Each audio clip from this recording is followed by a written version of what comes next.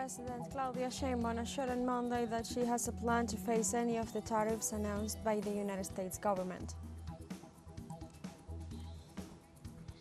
Pope Francis suffered 2 new acute respiratory crises on Monday, keeping his clinical prognosis reserved. And the 2025 carnival season continues in Latin America and the Caribbean.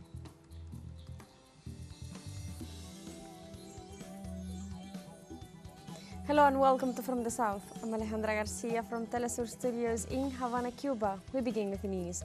U.S. President Donald Trump announced that starting tomorrow, tariffs of 25% will be applied to Mexican and Canadian products and of 20% of the Chinese products. This announcement comes after the president published on his social network Social Truth account that he would impose tariffs on imports of agricultural products starting on April 2nd. Since his return to the White House on January 20th, Trump has announced tariffs against several countries, including China, Mexico and Canada, the country's 3 main trading partners. On China's tariffs, Trump indicated that they would increase from 10 to 20%. It should be noted that these measures could increase the cost to U.S. consumers, especially at a time when inflation is on the rise. But very importantly, tomorrow tariffs 25% on Canada and 25% on Mexico, and that'll start. So they're going to have a tariff. So what they have to do is build their car plants, frankly, and other things in the United States, in which case they have no tariffs. Tariffs, is there any room left for Canada and Mexico to make a deal before midnight? And should we expect those Chinese tariffs, the extra 10%, to take effect? No room left for Mexico or for Canada. No, the tariffs, they're all set. They go into effect tomorrow. For her part, Mexican President Claudia Sheinbaum assured Monday that she has a plan to face any of the tariffs announced by the United States government. With less than a day before the implementation of the tariffs, Sheinbaum called the Mexican people to be calm and to wait for Washington's decisions. The Mexican head of state affirmed that her government had specific plans for each measure to be taken by the U.S. administration. Incertidumbre, digamos. We are going to wait for their decision. It is a decision that depends on the U.S. government that is very important. As far as we are concerned, we have been in communication with them. We have reached the necessary agreements and have made coordinations. But it's a decision that depends on the President of the United States. So based on what the U.S. government decides, we will make our own decisions. Mexican independent journalist Christian Uriel Zavala was murdered Sunday in the state of Guanajuato. The Secretariat of Citizen Security of Silao recorded a vehicle with gunshot impacts on the windshield. Inside the vehicle, they found the bodies of 2 young men, one of whom was a journalist. The Attorney General's office of the state of Guanajuato launched investigations into the case. Christian Zavala succeeded in documenting local issues with his work, which made him a critical voice in this Mexican town.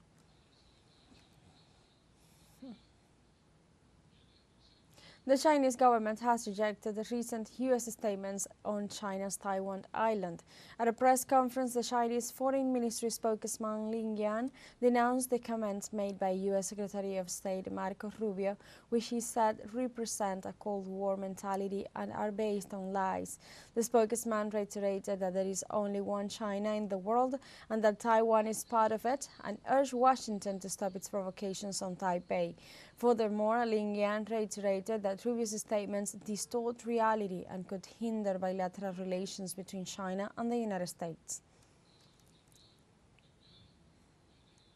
And now we have a short break coming up, but first remember you can join us on TikTok at teleSUR English, where you will find news in different formats, news updates and more.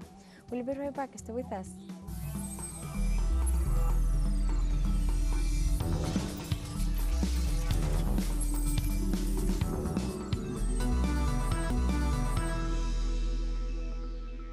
Welcome back to From the South.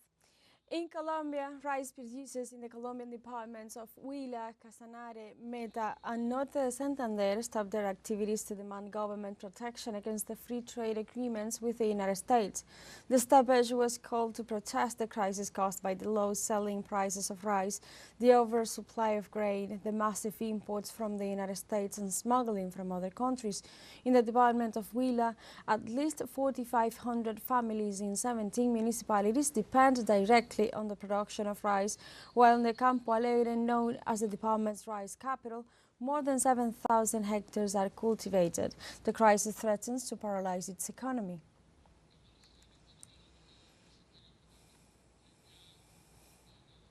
Pope Francis suffered new acute respiratory crisis on Monday, keeping his clinical prognosis reserved.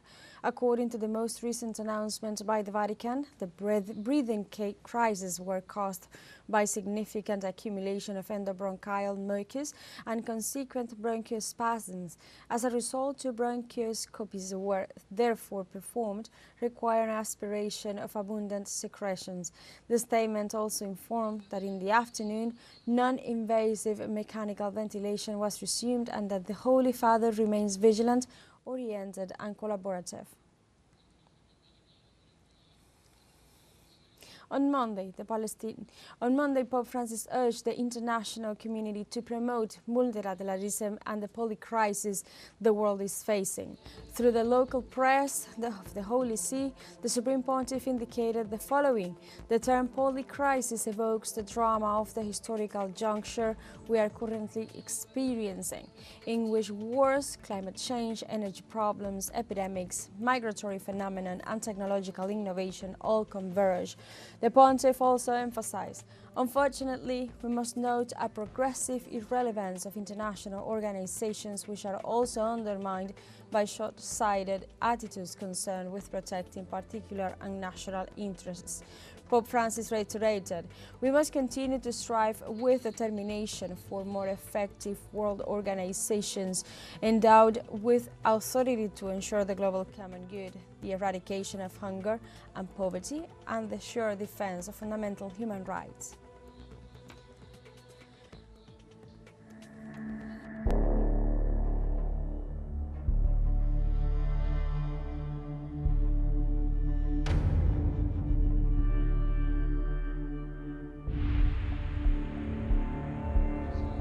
On Monday, the Palestinian resistance movement Hamas accused Israel of acting to derail the truce agreement in the Gaza Strip, which is currently on pause. Senior Hamas official Osama Hamdan said that the Israeli violations of the agreement during the first phase prove that the occupation wanted to kill the agreement and did everything possible to do so. Hamdan added that Israeli Prime Minister Benjamin Netanyahu's recent decisions to endorse the U.S. proposal to extend the first phase of the agreement contradicts what had been negotiated. White House Representative for the Middle East, Steve Witkoff, proposed to extend the first phase of the ceasefire during Ramadan in exchange for the release of all hostages. This after the U.S. government has already approved the sale of $4 billion worth of weapons to Tel Aviv. Saudi Arabia, Jordan, Qatar and Egypt have denounced Israel for violating the ceasefire agreement and strongly condemned the Zionist blockade of humanitarian aid. The foreign ministries of the 4 countries stated that Tel Aviv's decision is a flagrant violation of their own agreement. Furthermore, they rejected the use of hunger as a weapon against the Palestinian people, especially in the middle of the holy month of Ramadan. Less than 24 hours before a regional summit to discuss the reconstruction of Gaza, the Foreign Ministry of Egypt, host of the important meeting, reiterates that only with goodwill and political determination will there be progress in the talks.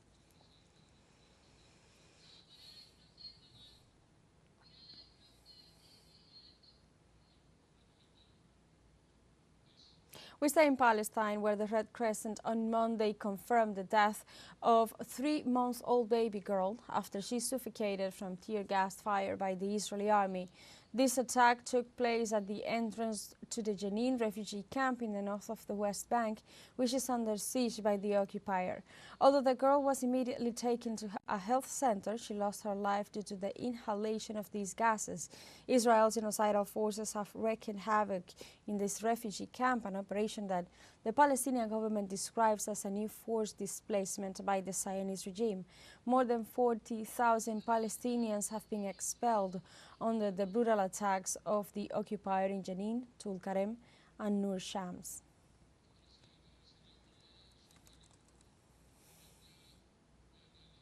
Syrian de facto government presented Sunday the committee to draft the constitutional charter for the transitional government amid a wave of violence. The coup-monger president, former Al-Qaeda member Mohammed al-Julani, alias Ahmed al-Sharra, presented the 7-member board that will draft the charter. The committee will be made up of 2 women and 5 men with track records in legal and political affairs. The draft will be presented this week before the de facto president. And in this context, authorities reported Sunday 4 deaths and several wounded as a result of an attack in the northern region. And we have a second short break coming up, but before we invite you to visit our Facebook page at teleSUR English, there you'll be able to watch our top stories, special live coverage, and much more. Follow our page and activate the notification button to stay up to date on the world's most recent events. Final short break, don't go away.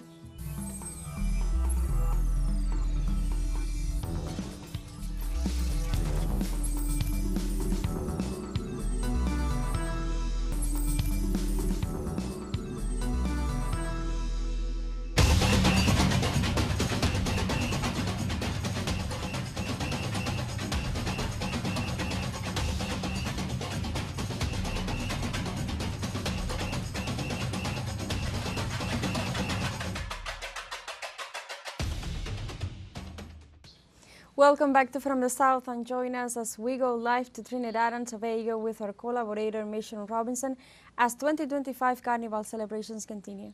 Hello Mission, what can you tell us about today's celebrations? We're coming to you live from the heart of Trinidad and Tobago in Port of Spain. Currently, hundreds of revelers are lined up as they are about to cross the stage behind me. Floats of color, passion, inhibitions being released for Carnival Monday. Earlier this morning, around 4:30 a.m., hundreds would have also paraded for the start of Juve, an incident-free crop over, a commitment by the Trinidad and Tobago Police Force seen thoroughly. Even though there have been concerns of a state of emergency here in Trinidad and Tobago, it's been a completely free, incident-free Carnival. Now, we would have shared earlier that this is an important pillar where Trinidad and Tobago's economy is concerned. 400 plus flights have been confirmed for Carnival, just for Carnival, and an estimated 604 million Trinidad and Tobago dollars is estimated to be generated as a result of Carnival. Most certainly, Juve that occurred this morning is part of an anti-colonialization movement in terms of people of African descent being set free, being liberated from the chains of slavery. teleSUR is more than happy to provide exclusive coverage for Trinidad and Tobago's Carnival. The people of Trinidad and Tobago have been extremely friendly, extremely supportive for this Carnival, and we're happy to have this partnership with those here in Trinidad and Tobago. We've spoken to visitors from California, from Germany, from all over the Caribbean, from Barbados, from St. Vincent and the Grenadines, and it's an excellent showing of the power of the Caribbean coming together where Carnival is concerned.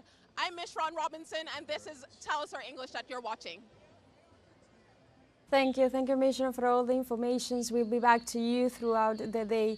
And also we stay in the festivities as Bolivians celebrate their carnivals with traditional dances such as the Salai folklore. dance born in the city of Cochabamba. Hundreds of dancers showed their skills downtown La Paz on Monday during the Jisk Anata, the little festivity that brings together the city and the countryside as well. More than 100,000 visitors were expected in the event, which has taken place since 1995. The carnival festivities will last for 5 weeks with 25 cultural, musical and festive activities.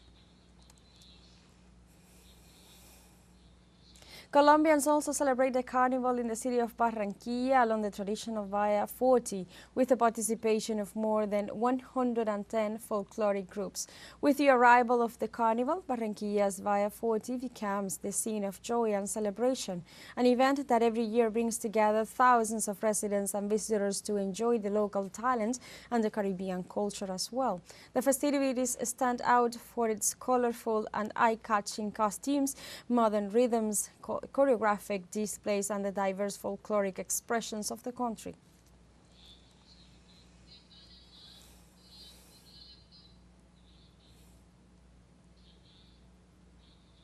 And we go to Panama, where tradition and diversity are present in the celebrations of Carnival 2025. Throughout history, Panamanians celebrate their carnivals across the nation with contagious enthusiasm. They travel to towns and cities to enjoy the vibrant atmosphere of this traditional festivity, where colorful parades with floats, music and dance take the streets. This year, however, the number of visitors has not been as high as in previous editions, since only the mayor's office of the capital city has allocated the needed resources to hold this traditional festivity along the coastline, which underlines the lack of financial support from the central government.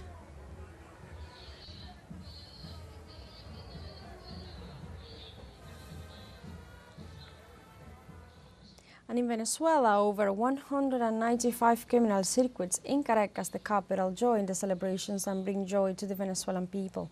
The communal circuits have recreated diverse cultural and sport activities for the enjoyment of carnivals being held from Saturday to Tuesday. The president of Tourism Corporation of Caracas, Cecilia Requena, confirmed that these activities were organized from the communities to bring joy to all the families of the capital. She also highlighted the increase of both national and international travelers to the capital city, which proves the great success of these activities.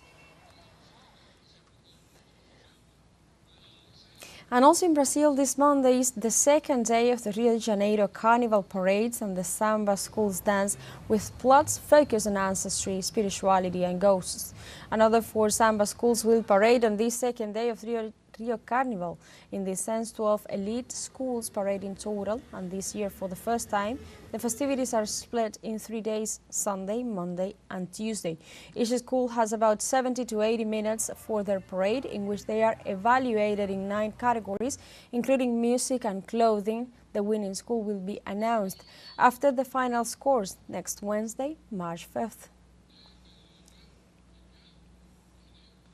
And with these festivities, we have come to the end of this news brief, but you can find this and many other stories on our website at telesurenglish.net and join us on social media. We are on Facebook, X, Instagram, Telegram and TikTok as well. For Telesur English, I'm Alejandra Garcia. Thank you for watching.